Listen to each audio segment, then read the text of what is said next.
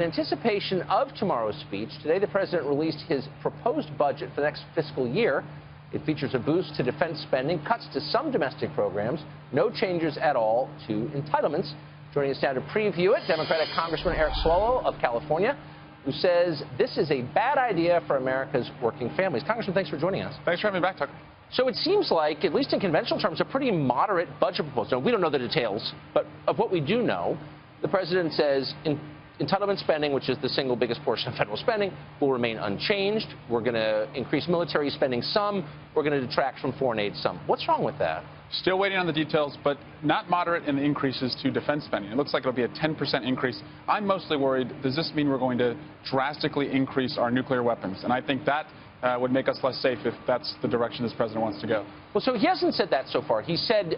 he likes nukes. He likes, well, I think all presidents want to defend the country. I mean, that's legitimate.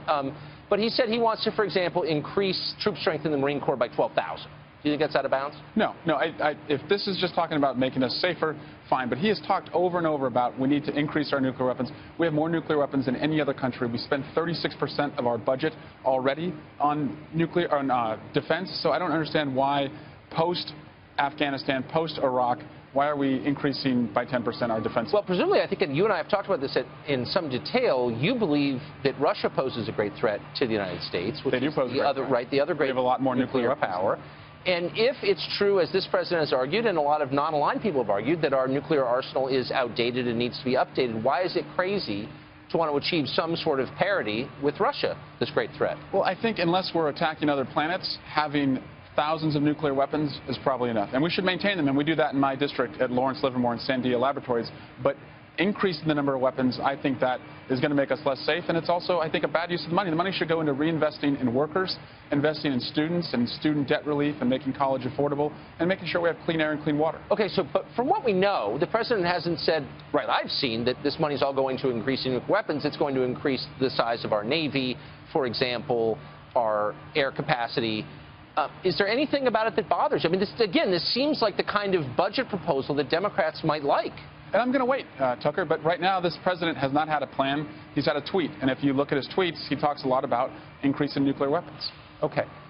So he's saying that we're going to pay for these increases in part by decreasing foreign aid to countries like Egypt, which takes an awful lot of money from the United States. Do you have any problem with that, transferring payments to foreign militaries to our own military? That seems like a wise idea, no? When I ran for Congress, I at first thought foreign aid's a bad idea. That's an easy place to cut.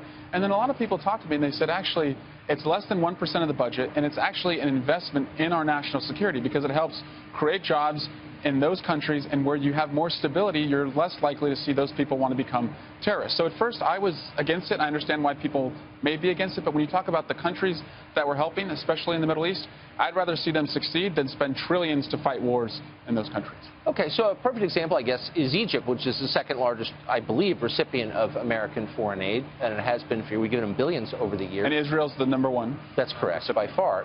But Egypt, I don't think anyone's proposing cutting aid to Israel.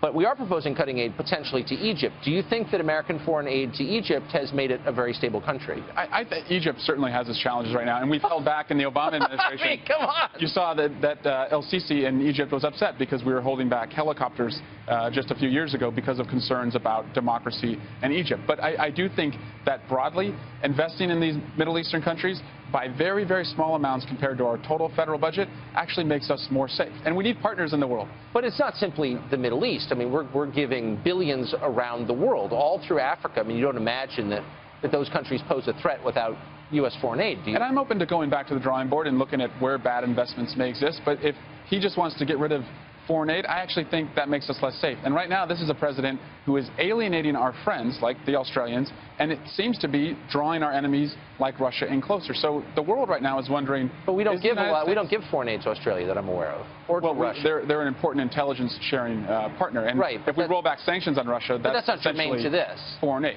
So I mean, I guess what you're saying is you don't really have any substantial problems with this budget proposal at all. If it cuts foreign aid, I do. If it cuts any foreign aid to anybody, anywhere. I do. Well, right now he is saying he's just going to reduce foreign aid. So again, we need more than 140 characters of details from this president, and so hopefully we get that tomorrow. So, but all foreign aid is good? I mean, is there some foreign aid that's superfluous that we don't need? I mean, it should is never there be any a blank flexibility check. here at all? Of course, it should never be a blank check. And I'm open to looking at if there's a so bad I guess investment. here's the point I'm trying to make. So I've been around Washington for a while, and every time a president releases a budget proposal or hints at one, the other party always says, this is devastating to working families. You know, the talking points come out.